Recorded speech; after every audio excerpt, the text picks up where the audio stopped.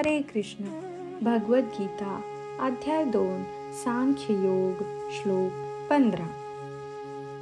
यं हि न व्यथयन्त्येते पुरुषं पुरुषर्षभ समदुःखसुखं धीरं सोऽमृतत्वाय कल्पते.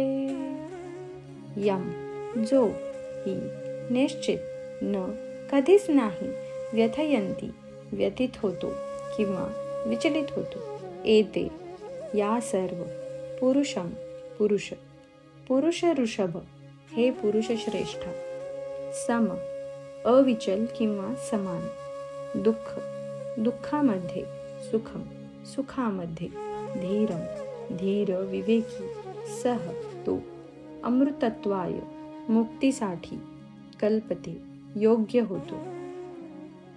हे पुरुष श्रेष्ठा अर्जुना, जो पुरुष सुख आणि दुःख यांनी विचलित होत नाही आणि दोन्ही अवस्थांमध्ये स्थिर असतो, तो मोक्षप्राप्तीसाठी निश्चितपणे योग्य आहे. तात्पर्य: जो मनुष्य आध्यात्मिक साक्षात्कारामधील उच्चतर अवस्थेची प्राप्ती करण्याच्या निश्चयात दृढपणे स्थित असतो आणि सुखदुःखांचे आघात समभावाने सहन करतो, तो खचितच मोक्षप्राप्तीस प्राप्त होतो. वर्णाश्रम संस्थेमधील संन्यासाश्रम ही चौथी अवस्था अत्यंत खडतर अवस्था आहे. तथापि जो आपले जीवन परिपूर्ण करण्याविषयी प्रामाणिक आहे, तो कोणत्याही अडचणींना महत्त्व न देता संन्यासाश्रम स्वीकारतो. कौटुंबिक नाती तोडल्यामुळे आणि पत्नी तथा मुलेबाळे यांच्या संपर्काचा त्याग करण्यामुळे साधारणपणे अडचणी उद्भवतात, परंतु अशा अडचणी सहन करण्यास समर्थ असणारा साधक निश्चितपणे आत्मसाक्षात्काराच्या मार्गात पूर्णत्व प्राप्त करतो.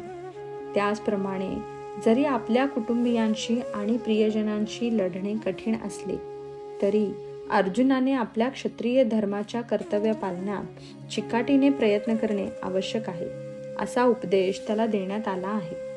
श्री चैतन्य महाप्रभूंनी वयाच्या 24व्या वर्षी संन्यास ग्रहण केला आणि त्यांच्यावर अवलंबून असणारी त्यांची तरुण पत्नी आणि वृद्ध माता यांची देखभाल करण्यास कोणीच नव्हते.